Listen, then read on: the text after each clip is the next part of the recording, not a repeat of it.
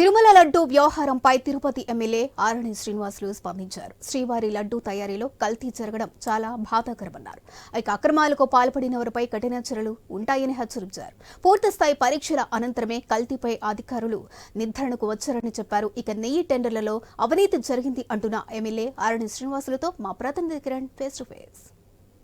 తిరుమల వెంకన్న ప్రసాదంలో గత మూడు రోజుల నుంచి కూడా చూసుకుంటే తిరుమల ప్రసాదాల్లో కలిపిన నెయ్యి కల్తీ అని చెప్పేసి రాష్ట్ర ముఖ్యమంత్రి చంద్రబాబు నాయుడు చేసిన వ్యాఖ్యలతో అయితే ఇదంతా ఒకటైతే నిన్న జగన్మోహన్ రెడ్డి మాట్లాడుతూ కూడా ఇప్పుడు అన్ని పాలిటిక్స్గానే దీన్ని చూస్తున్నారు. దీన్ని డైవర్షన్ చేసే విధంగానే ఈ నెయ్యి అంశాన్ని తలెత్తున్నారని చెప్పేసి కూడా జగన్మోహన్ రెడ్డి మాట్లాడినట్టు మనకు తెలుస్తుంది. ఇదే అంశంపై మనతో మాట్లాడడానికి తిరుపతి ఎమ్మెల్యే ఆరణి శ్రీనివాసులు గారు మనతో పాటు ఉన్నాడు. సార్ని అడిగి మరిన్ని విషయాలు చెప్పుకుంటాం. సార్ చెప్పండి సార్, ఇప్పటికీ ప్రపంచవ్యాప్తంగా కూడా ఈ లడ్డు అంశం తెరపైకి వచ్చింది. ఏది ఇలాగుంటే మాజీ ముఖ్యమంత్రి జగన్మోహన్ రెడ్డి మాట్లాడుతూ కూడా ఇది పాలిటిక్స్ని డైవర్ట్ చేయడానికి ఈ విధంగా ముఖ్యమంత్రి చంద్రబాబు నాయుడు తెరపైకి తెచ్చాడని చెప్పి దీన్ని ఏ విధంగా చూడాలంటారు?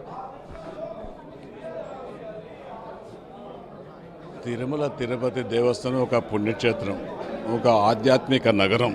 ఇటువంటి పుణ్యక్షేత్రంలో ఇటువంటి దారుణమైన వ్యవస్థల్ని వెలికి తీయడం, అది ఒక ఎన్డీఏ కూటమి ప్రభుత్వం, గౌరవ ముఖ్యమంత్రి నారా చంద్రబాబు నాయుడు గారికి, అదేవిధంగా గౌరవ ఉప ముఖ్యమంత్రి పవన్ కళ్యాణ్ గారికి ఈ ఆలోచన విధానం రావడం, అందులో భాగంగా అధికారులని ఆదేశించడం, ఇదంతా ఒక ఎంక్వైరీ చేసి ఇదొక నేషనల్ డైరీ డెవలప్మెంట్ బ్యాంక్లో టెస్టులు చేసిన తర్వాతే ఇవన్నిటిని కూడా బయట రావడం జరిగింది. ఇటువంటి బయట వచ్చి ఒప్పుకొని ప్రజలందరూ చీకొడుతూ ఉంటే గత ప్రభుత్వంలో ఉన్న ముఖ్యమంత్రి జగన్మోహన్ రెడ్డి గారు ఇవన్నిటిని కూడా పట్టించుకోకుండా నేను స్వచ్ఛంగా చేశాను, నేను కరెక్ట్గా చేశాను అనే చెప్పడం సిగ్గుచేటు. నువ్వు ఈ ప్రభుత్వంలో నేను ఓటు అడుగుతున్న జగన్మోహన్ రెడ్డి గారిని, నీ ప్రభుత్వంలో ఒక్కరోజైనా భక్తితో నువ్వు భార్య నువ్వు వచ్చి దేవుడిని పూజించారా? అన్య మతస్థుల్లో ఈ గుడిలో వేసి సర్వనాశనం చేశారు, భక్తుల మనోభావాలు దెబ్బతీశారు. ఇది ఒక సున్నితమైన విషయం. ఈ విషయాన్ని సున్నితంగానే దీన్ని పరిగణ తీసుకొని అన్ని ఆధారాలతో నిజ బయట పెడతా ఉంటే డైవర్షన్ పాలిటిక్స్ చేయడం ఎంత సబబు. నీ అజ్ఞానానికి ఇది ఒక నిదర్శనం. ఇది పద్ధతి కాదు, కరెక్ట్ కాదనేసి కూడా జగన్మోహన్ రెడ్డి గారికి హితవు పలుకుతున్నాం. నువ్వు నేర్చుకో, నీకు అనుభవం లేదు, ప్రజలు బుద్ధి చెప్పారు. 175కు 175 తెచ్చుకుంటానని ప్రగద్బంధాలు పలికావు, 175కి 11 తెచ్చుకున్నావు.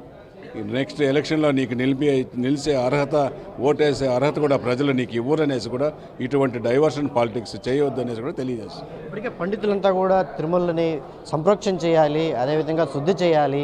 అంటే పండితులు కలిసిన తర్వాతనే ఆగమ శాస్త్రం ప్రకారం శుద్ధి చేసిన అనంతరమే ఈ ఆలయాల్లో మళ్ళీ ప్రసాదాలు చేయాలని చెప్పేసి కూడా అంటున్నారు. ఇప్పుడు ప్రస్తుతం మీరు తిరుపతి ఎమ్మెల్యేగా ఉన్నారు. నెక్స్ట్ ఏ విధంగా ఉండబోతుంది ఈ లడ్డుల తయారీ విషయంలో కావచ్చు, అదేవిధంగా ఈ ఆగమానికి సంబంధించిన సమాచారం? ఇది భక్తుల మనోభావాలు దెబ్బతినడం అందరికీ బాధలు కలిగించింది. ఇది సున్నితమైన అంశం కాబట్టి అందులో పూజిస్తున్న అయ్యవార్లు అయితేనేమి, పీఠాధిపతులు అయితేనేమి, మఠాధిపతులు అయితేనేమి, వాళ్ళందరి మనోభావాలు కూడా దీంతో దెబ్బతిన్నాయి.